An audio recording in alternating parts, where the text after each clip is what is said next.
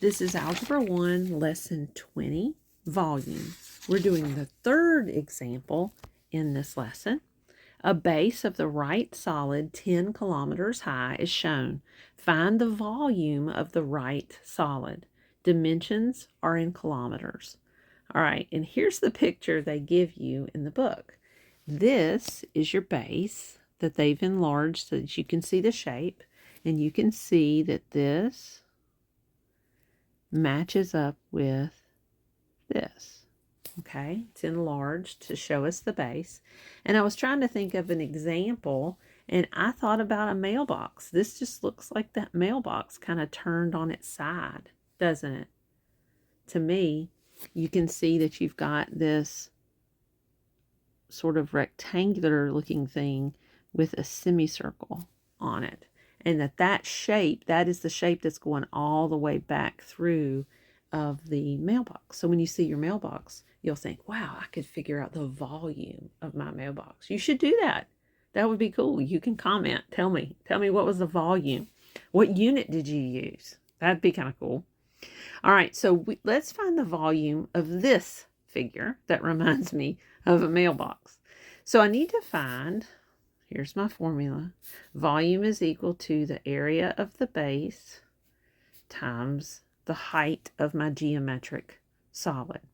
Now, they tell us here that it is 10 kilometers high. So, mercy, that's really big. This is not a mailbox, unless it is like a super, super large mailbox, okay?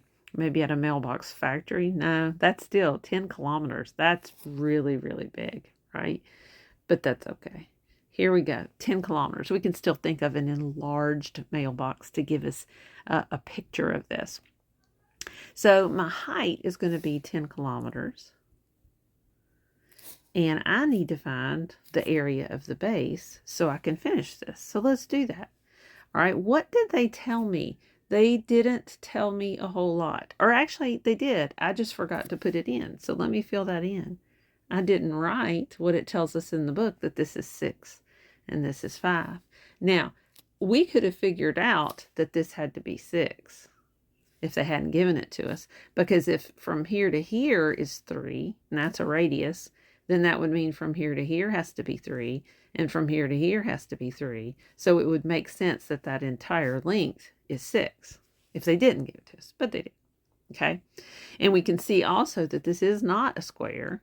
This is definitely a rectangle because the sides aren't equal.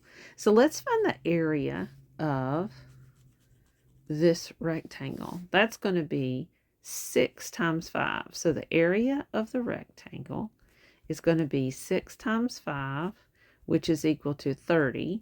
And the dimensions are in kilometers. So that's kilometer times kilometer, which is square kilometers. Pretty large, right? All right, now I need to find the area of that semicircle.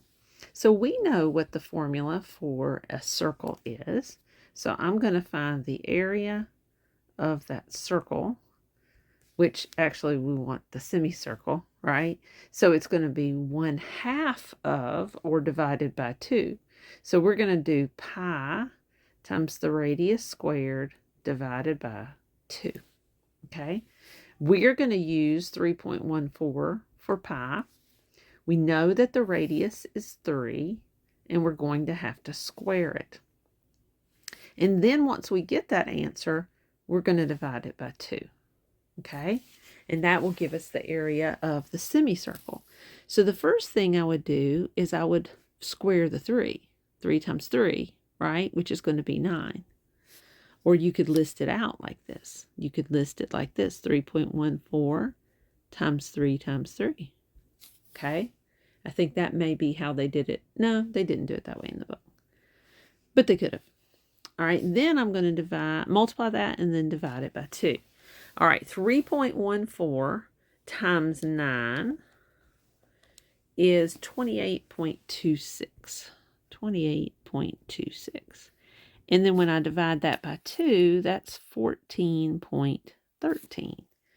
And what is my unit here? Well, all of the dimensions are in kilometers, okay? And we're talking about area. So this right here was kilometer times kilometer. So this is square kilometers. And that's the area of the semicircle. So let's add this area plus this area. And when we do that, what do we get? We add 30 to that. And we're going to get 44.13 square kilometers. Okay? That's just the area of the base. So that was what? 44.13. 44.13. That is in square kilometers, so I'll go ahead and put that there.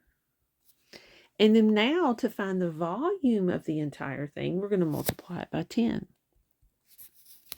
And that will move the decimal place one time. And it was kilometers times kilometers times kilometers, which is cubic kilometers. And that's our volume for this entire figure.